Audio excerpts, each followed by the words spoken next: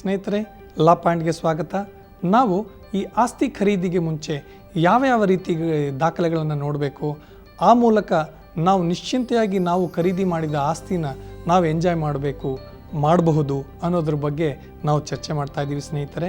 ಇನ್ನು ಯಾವುದೇ ಒಂದು ಲೇಔಟ್ಗಳು ಅನ್ನೋದು ಯಾರ ವ್ಯಾಪ್ತಿಗೆ ಬರುತ್ತೆ ಅನ್ನೋದು ಬಹಳ ಮುಖ್ಯವಾಗಿರುತ್ತೆ. ನಾವು ಬೆಂಗಳೂರಿನ ಉದಾಹರಣೆಗೆ ತಗೊಂಡಾಗ BDA ಮತ್ತು BMRDA ಅನ್ನೋದು ಎರಡು ಬಹಳ ಮುಖ್ಯ ಸಂಸ್ಥೆಗಳಿದೆ. ಇನ್ನು BDA ವ್ಯಾಪ್ತಿಗೆ ಬಂದಾಗ ಯಾವ ರೀತಿ ಇರುತ್ತೆ ಅನ್ನೋದ್ರ ಬಗ್ಗೆ ನಾವು ಆಲ್ರೆಡಿ ಚರ್ಚೆ ಮಾಡಿದ್ದೀವಿ. ಇನ್ನು BMRDA ಬಂದಾಗ ಯಾವ್ಯಾವ ದಾಖಲೆಗಳನ್ನು ನಾವು ನೋಡಬೇಕು ಅನ್ನೋದು ಬಹಳ ಮುಖ್ಯವಾಗುತ್ತೆ. ಈ BMRDA ಕೆಳಗಡೆ ಮತ್ತು ಹಲವು ಸಂಸ್ಥೆಗಳಿದೆ. ಅಂದರೆ ಆ ಒಂದು ಯೋಜನಾ ಪ್ರಾಧಿಕಾರ ಅಂತ ಹೇಳ್ತೀವಿ. ಉದಾಹರಣೆಗೆ ಆನೇಕಲ್ ಯೋಜನಾ ಪ್ರಾಧಿಕಾರ ಇರ್ಬೋದು, ದೇವನಹಳ್ಳಿ ಯೋಜನಾ ಪ್ರಾಧಿಕಾರ, ಅಂದರೆ ಡೆವಲಪ್ಮೆಂಟ್ ಅಥಾರಿಟಿ ಅಂತ ಹೇಳ್ತೀವಿ. ಆ ಒಂದು ಅಥಾರಿಟಿಗಳಿಗೆ ಮತ್ತೆ ಪವರ್ ಕೊಟ್ಟಿದ್ದಾರೆ. ಅವರು ಅಲ್ಲಿನ ಒಂದು ಲೇಔಟ್ಗಳನ್ನು ಅಪ್ರೂವ್ ಮಾಡಬೇಕಾಗತ್ತೆ.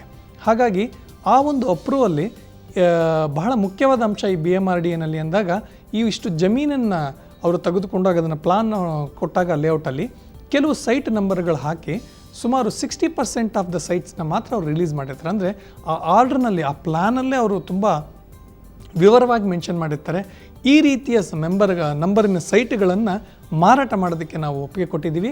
ಇನ್ನು 40% ಸೈಟ್ಗಳನ್ನು ನಮ್ಮ ಬಳಿಯೇ ಇಟ್ಕೊಂಡಿದ್ದೀವಿ, ಅಥವಾ ಅದಕ್ಕೆ ಕಾನೂನಿನ ಅನುಮತಿ ಇಲ್ಲ ಅಂತ ಹೇಳಿರ್ತಾರೆ.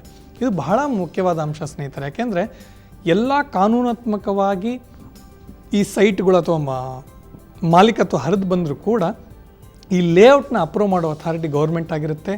ಅಲ್ಲಿ ಯಾವ ಸೈಟ್ ನಂಬರ್ಸ್ಗಳಿಗೆ ಅನುಮತಿ ಮಾಡಿರ್ತಾರೋ ಅದನ್ನು ಮಾತ್ರ ಅವರು ಮಾರಾಟ ಮಾಡೋದಕ್ಕೆ ಅವ್ರಿಗೆ ಅಧಿಕಾರ ಇರುತ್ತೆ.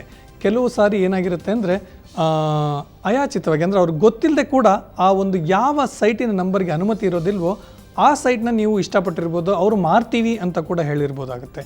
ಇದನ್ನು ನಾವು ತುಂಬ ಹುಷಾರಾಗಿ ನಾವು ವೆರಿಫೈ ಮಾಡಬೇಕಾಗತ್ತೆ. ಅದಲ್ಲದೆ ಬಹಳಷ್ಟು ಈ ಸ್ಯಾಂಕ್ಷನಲ್ಲಿ ಬಹಳಷ್ಟು ಇನ್ನಿತರ ವಿಚಾರಗಳನ್ನು ನಾವು ವೆರಿಫೈ ಮಾಡಬೇಕಾಗುತ್ತೆ ಸ್ನೇಹಿತರೆ.